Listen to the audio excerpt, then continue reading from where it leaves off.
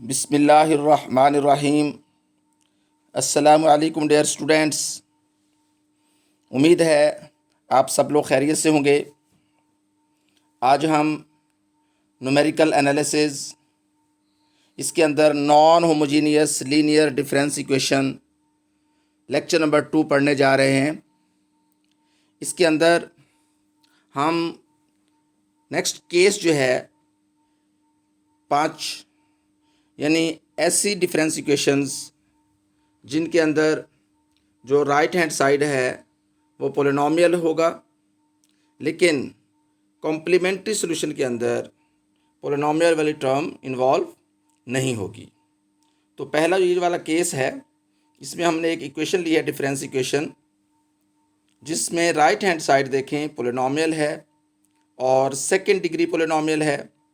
तो सबसे पहले हम इसका कॉम्प्लीमेंट्री सॉल्यूशन निकालेंगे। हम दी हुई डिफरेंस इक्वेशन को शिफ्ट ऑपरेटर की शक्ल में लिखते हैं। उसके बाद हम क्या करेंगे, राइट हैंड साइड जो है उसको 0 के बराबर रख के कॉम्प्लीमेंट्री सॉल्यूशन निकालेंगे इसका। फिर हम ऑक्सिलरी इक्वेशन लिखते हैं, जैसा कि प्रीवियसली आप पढ़ चुके हैं। इस इक्वेशन को हम सॉल्व करके इसके रूट्स निकालते हैं। रूट्स चूँकि कम्प्लेक्स हैं तो उसके लिए हमें 2 चीज़ें चाहिए होती हैं। उस कम्प्लेक्स नंबर की मैग्नीट्यूड जो कि 1 आ गई है, और आर्गूमेंट यानी थीटा वो tan इनवर्स -3 का स्क्वायर रूट हो जाएगा। तो जब ये 2 चीज़ें हम निकाल लेंगे तो कॉम्प्लीमेंट्री सॉल्यूशन लिखते हैं हम y के सी इज C1 cos थीटा के प्लस C2 साइन थीटा के, और ये जो मैग्नीट्यूड है इसकी पावर भी हम के ले लेते हैं।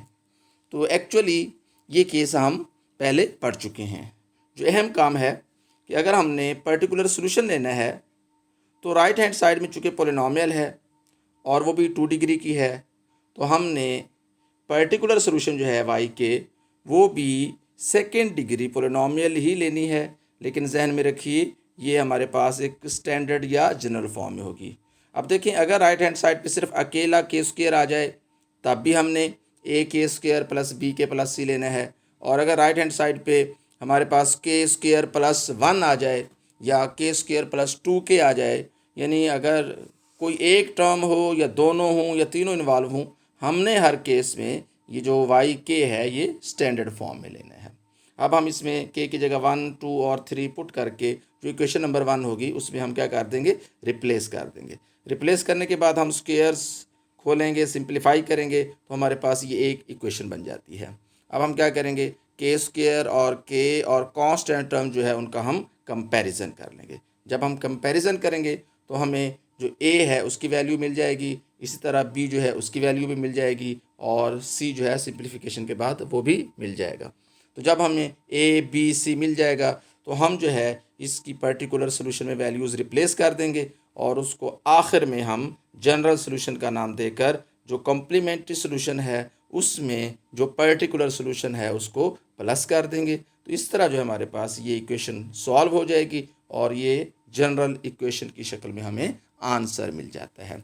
अब इस केस में याद रखिए कि राइट हैंड साइड पे पोलिनोमियल हमने ली है, और पोलिनोमियल जो है उसकी के स्क्वायर यानी सेकेंड जो है डिग्री वो वाली टर्म इन्वॉल्व थी, तो हमने इसको उसी से ही सॉल्व कर लिया। अब जो नेक्स्ट केस है इसमें राइट हैंड साइड जो है वो भी पोलिनोमियल ही होगी, लेकिन हमारे पास जो इक्वेशन है उसको ज़रा इस तरह देखेंगे कि ये जो टर्म होगी राइट हैंड साइड पे पोलिनोमियल है। हम इसका पहले कॉम्प्लीमेंट्री सॉल्यूशन निकालने का प्रोसीजर सीख चुके हैं। अगर तो सिर्फ पर्टिकुलर सॉल्यूशन निकालना हो तो फिर इसकी ज़रूरत नहीं होती, और अगर जनरल सॉल्यूशन निकालना हो तो फिर हमें कॉम्प्लीमेंट्री सॉल्यूशन की ज़रूरत पड़ेगी। अब देखें, जो कॉम्प्लीमेंट्री सॉल्यूशन है वो पोलिनोमियल है और 2 डिग्री का है। अब अगर हम राइट हैंड साइड पे देखते हैं तो ये 1 ये भी पोलिनोमियल है, 0 डिग्री पोलिनोमियल है, आपको मालूम है। अगर हम इसका जो पर्टिकुलर सॉल्यूशन है वो भी पोलिनोमियल लेंगे तो वो कांस्टेंट टर्म आएगा, वो भी इन्वॉल्व है इसके अंदर। उसके साथ फिर हम क्या करते हैं, आपको मालूम हो, अगर वो टर्म कॉम्प्लीमेंट्री में आ जाए तो हम n उसके साथ मल्टीप्लाई कर देंगे, वो भी इसके साथ है। तो इसका मतलब ये हुआ कि जब हम पर्टिकुलर सोल्यूशन लेंगे तो सेकेंड डिग्री तक तो हमारे पास सोल्यूशन आ चुका है। अब हम थर्ड जो है यानी सी एन क्यूब ये वाली टर्म लेंगे। ये रीज़न है कि मैंने यहाँ लिखा है कि हमने सी एन क्यूब क्यों लिया कि सी एन स्क्वेयर भी, सी एन भी और सी भी, ये तीनों टर्म जो हैं ऑलरेडी हमारे पास सोल्यूशन जो है कॉम्प्लीमेंट्री उसमें मौजूद हैं। लिहाजा ये पर्टिकुलर जब हम लेंगे तो उससे अगले वाली टर्म जो है वो कंसीडर करेंगे। तो फिर हम n में n+3 n+2 ये वैल्यूज़ रिप्लेस कर देंगे।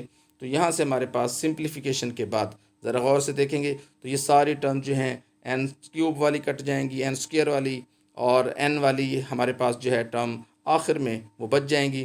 तो यहाँ से हमारे पास जो कांस्टेंट है उसकी वैल्यू मिल जाएगी और वो वैल्यू जो है हमने यहाँ रिप्लेस कर देनी है। इस तरह हमारे पास ये पर्टिकुलर सोल्यूशन जो है वो सी एन क्यूब की शक्ल में, जबकि सी जो है ये 1/6 होगा, हमें मिल गया है।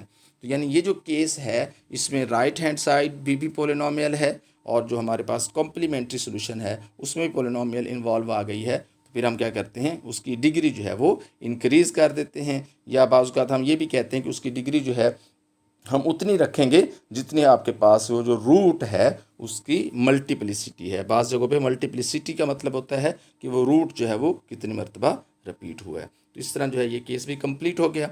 आपने इसकी प्रैक्टिस करनी है। इंशाल्लाह नेक्स्ट जो है लेक्चर बहुत जल्द ही आप लोगों से शेयर कर दूंगा। अपना ख्याल रखिएगा। अल्लाह हाफिज़।